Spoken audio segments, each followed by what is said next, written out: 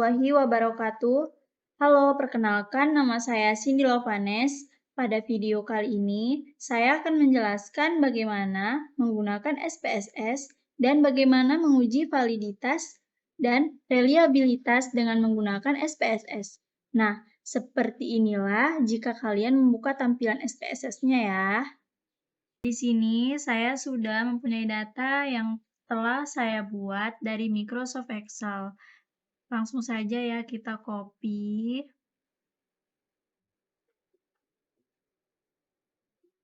Kemudian kita pastekan ke dalam SPSS.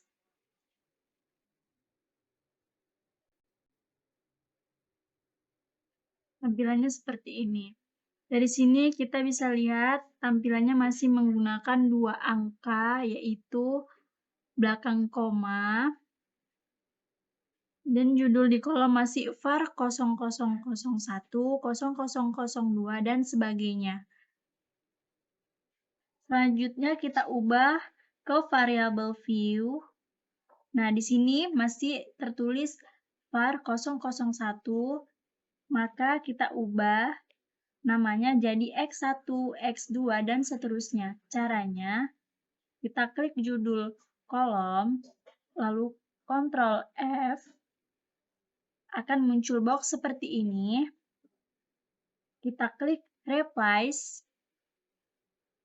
ketik var, seperti ini sudah tertera.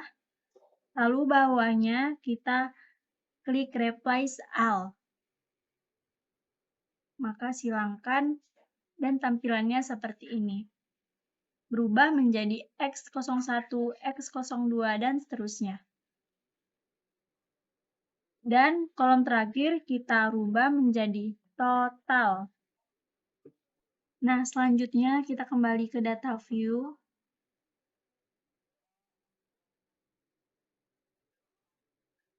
Untuk menghitung validitasnya dengan cara klik analis, kemudian ketik correlate, baru muncul bivariate, kemudian Ctrl A,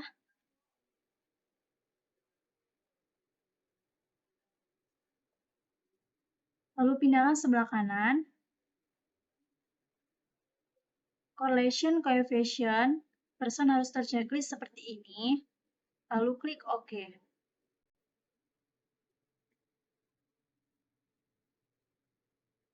Nah, kemudian muncul dokumentasi correlation seperti ini. Dari sinilah kita dapat mengetahui valid atau tidaknya suatu item. Maksud dari X01, X02, dan seterusnya ialah merupakan item.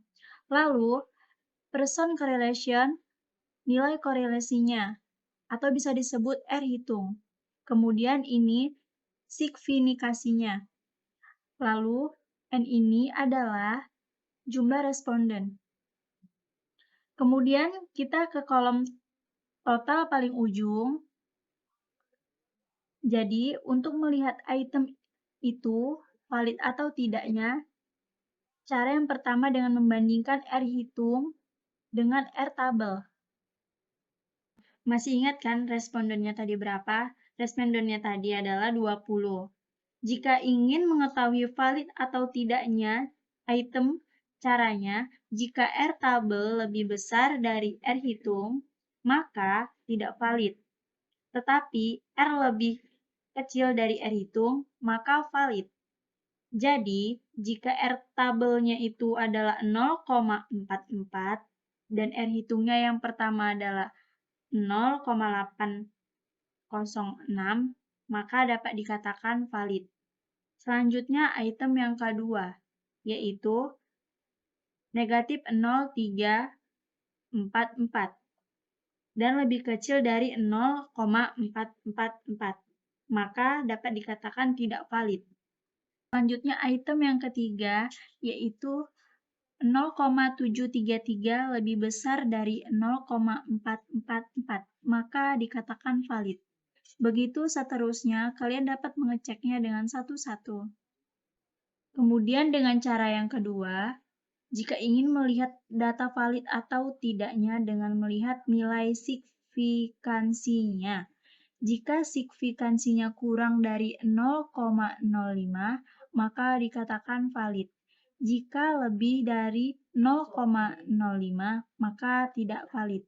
Kita lihat item nomor 1 di bagian signifikansinya, yaitu 0,01.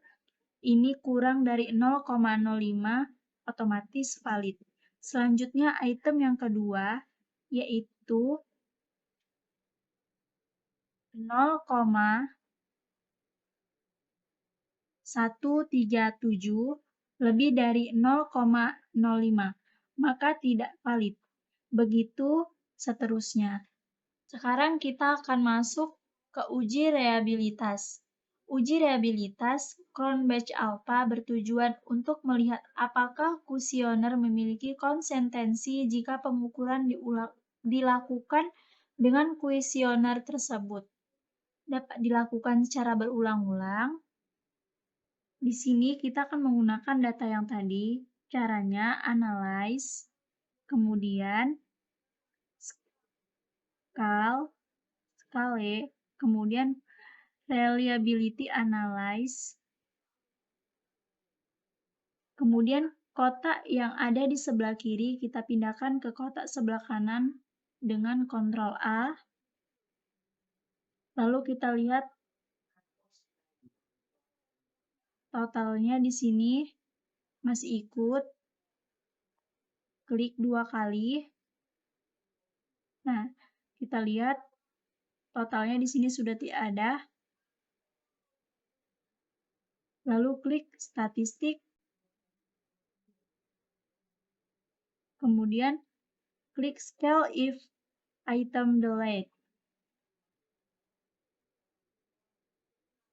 Kemudian continue dan pastikan modelnya seperti ini, alpha, maka akan muncul hasil uji reliability-nya seperti ini. Selanjutnya di sini ada tabel reliability statistik. Di sini kita lihat ada nilai Cronbach-Alpha dan end of items. Maksudnya nilai Cronbach kita itu berapa? Yaitu 0,748 dan end of item itu ialah jumlah. Item-item kita tuh sebanyak 10. Dikatakan reliable. Nah, Cronbach-Alpha harus lebih dari 0,6. Di sini Cronbach-Alpha-nya adalah 0,748 dan itu lebih dari 0,6. Maka otomatis item dapat dikatakan reliable. Itulah tadi video penjelasan saya mengenai cara menggunakan SPSS dan bagaimana cara melakukan uji validitas dan reliabilitas menggunakan SPSS. Saya ucapkan terima kasih dan mohon maaf jika masih banyak kekurangan atau kesalahan dalam video saya. Assalamualaikum warahmatullahi wabarakatuh.